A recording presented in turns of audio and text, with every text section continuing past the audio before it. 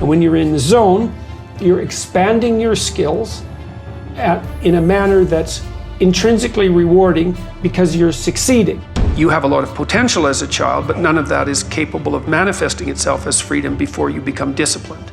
First of all, you have to treat yourself like you matter, because if you don't, then you don't take care of yourself and you become vengeful and cruel.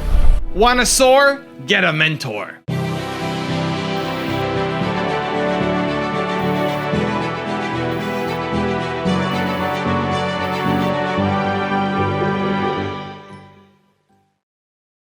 So today, let's learn from one of the best, Jordan Peterson, and how to find meaning in your life. Mentor me, Jordan. Okay, let's kick it off with rule number 1. Set up the criteria for success.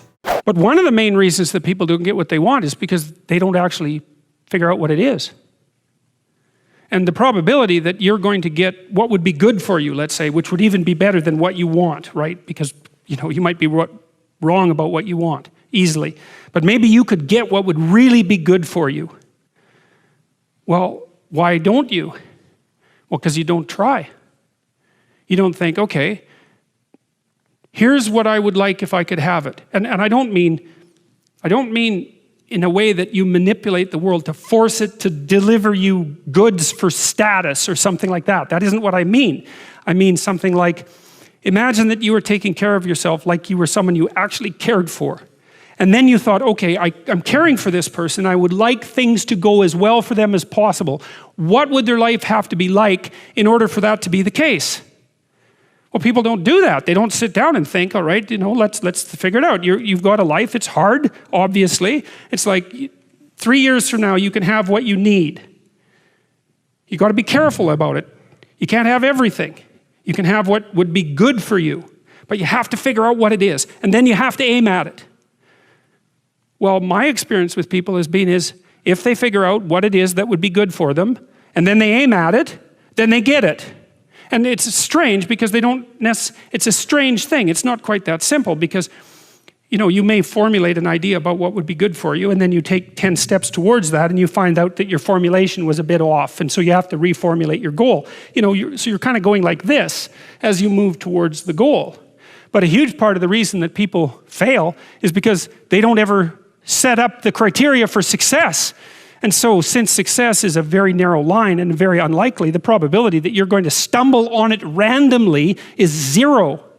And so there's a proposition here, and the proposition is, if you actually want something, you can have it. Now the question then would be, well, what do you mean by actually want?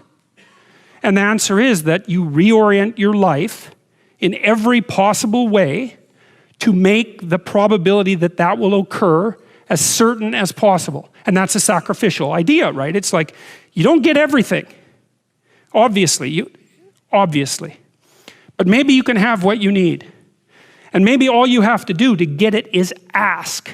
But the asking isn't a whim or today's wish. It's like, you have to be deadly serious about it. You have to think, okay, like I'm taking stock of myself.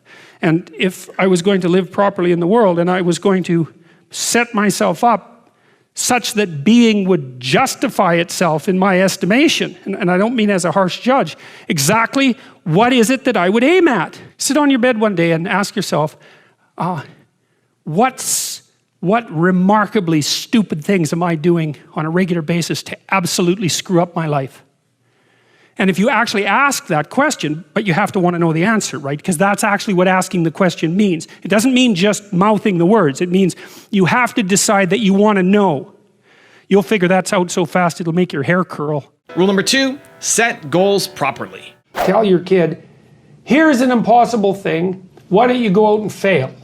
You say, here's something worth going after. Here's a step you could take that would push you beyond where you are, but that you also have a reasonably high probability of succeeding at, right? They call that within a time frame. Within some time frame. That's the other thing. You have to parameterize it with regards to time frame. That's right, and that puts you in the zone of proximal development, and that's a concept that was generated by a guy named Vygotsky. He was a Russian developmental psychologist and a smart one. It's where the idea of the zone comes from, to be in the zone. Yes. And when you're in the zone, you're expanding your skills in a manner that's intrinsically rewarding because you're succeeding. And so you want to set, if you're good to yourself, you think, okay, I need to set a goal, but I need to set a goal that someone as stupid and useless as me could probably attain if they put some effort into it. Right. And then you've got it perfectly, because it's not so high that it's grandiose or impossible that you fail necessarily and then justify your bitterness. It's like, well, I could do well, because that happens to people. Happens all the time. Yeah, it's like, see this all the time. You know, it's like,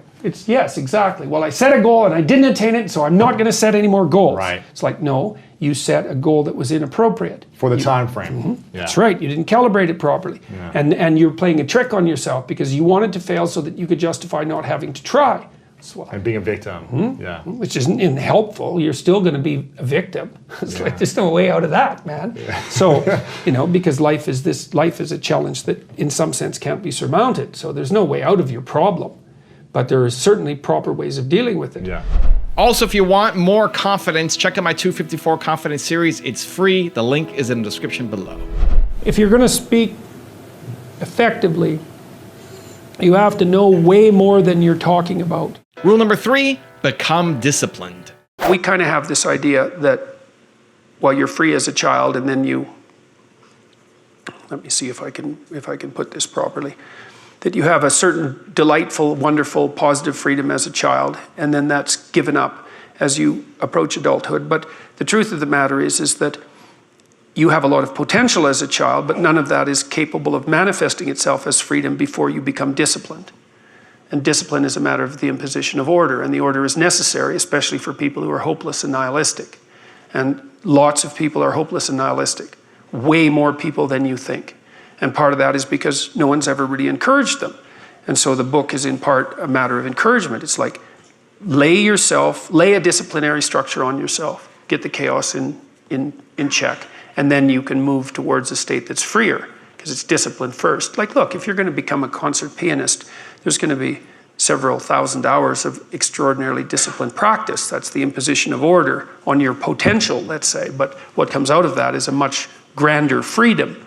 And so in virtually every freedom that you have in life that's true freedom is purchased at the price of discipline. And rule number 4, the last one before a very special bonus clip, is treat yourself like you matter. First of all, you have to treat yourself like you matter. Because if you don't, then you don't take care of yourself, and you become vengeful and cruel. And you take it out on people around you, and you're not a positive force. None of that's good. So you suffer more, and so does everyone around you. And there's a malevolence that enters into it. None of that's good. So that's what happens if you don't treat yourself like you matter. And then, well, what happens if you don't treat other people like they matter? Well, you lie to them, you cheat them, you steal, you enter into impulsive relationships with them. They can't trust you. That doesn't go anywhere. They don't like you. You end up alone at best, and maybe like incarcerated at worst. Like, that doesn't work. And so you watch the people around you who thrive, regardless of what they say. They act out the proposition that everyone matters. And then you have a functional society. And I think, okay, well, if when you act out the proposition that everyone matters, you have a functional society, maybe that's evidence that that proposition is true. It's like, I think it's true. Now I've got a special bonus clip from Jordan Peterson on how to start small that I think you're going to enjoy. But before that, it's time for the 3-point landing questions. Time to go from just watching a video to taking action. Here we go. Question number 1. What will you do to treat yourself like you matter? Number 2, where do you need to become more disciplined? And number 3, what are the criteria for success for you? I know you stated in the last lecture that the importance for setting aims in life and to kind of have goals to work towards, right? So my question was, how do you do that if you don't know where you want to go? Because that's kind of where I got stuck on your future authoring program. Okay, that's a good question. That's a really good question. So there's this notion in the Old Testament that morality is following a sequence of prohibitions. There's a bunch of bad things you shouldn't do, and then basically you're good enough. And I think there's wisdom in that. I think that's kind of where children start, right?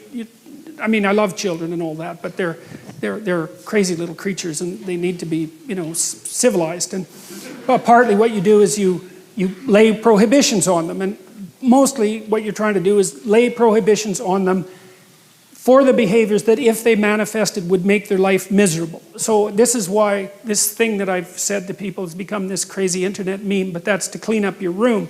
And which is a lot better and more useful than people think. It's a lot harder too, but the first thing you do, I think, and I learned this in part from Solzhenitsyn when he was trying to iron out his soul when he was in the Gulag, because he was trying to figure out how he got there, how he contributed to how he got there. You know, not Stalin and Hitler, even though they were kind of to blame, you know, but there wasn't much he could do about that. I think what you have to do, and this is part of humility, is you have to look around you within your sphere of influence, like the direct sphere of influence, and fix the things that announce themselves as in need of repair. And those are often small things, you know, and they can be like your room. Put it in order, because the thing is, it isn't exactly so important that your room is in order, although it is. What's important is that you learn how to distinguish between chaos and order, and to be able to act in a manner that produces order. And I think you can do something as simple as just sit on your bed and think, okay, there's probably like 5 things I could do today so that tomorrow morning is slightly better than this morning was, or at least I'm not falling behind. And those will usually be, it's like having to eat a toad in the morning, right? It's like, it's not going to be something you want to do. There'll be things you're trying to avoid. They're snakes, essentially. But if you ask yourself, like you're asking someone, which I think is a form of prayer, if you ask yourself, instead of telling yourself, you know, what is it that I could do to set things more right today that I would actually do? It's usually some small thing because you're not that disciplined, you know. Then you can go do it. And then you put the world together a little more when you do that. And that spreads out. But you also construct yourself into something that's better able to call order forth from chaos. And that makes you just incrementally stronger. And then the next day, you can maybe take on a slightly larger task. And like, you get the benefit of compound interest if you do that. It's a tremendously powerful technique. And I think if you do that, at some point, instead of just having to fix things up that are not good, you'll start to get a glimmer of the positive things that you could do, you know, the positive things that you could do that would actually constitute a vision. And that's what I would recommend.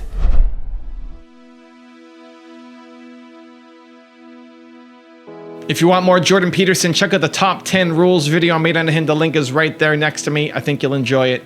Continue to believe, and I'll see you there. It's important to distinguish between those, because that's partly, and this is back down to the micro routine analysis. So as I was saying, well, you're going to try to make yourself more industrious. Okay, number one.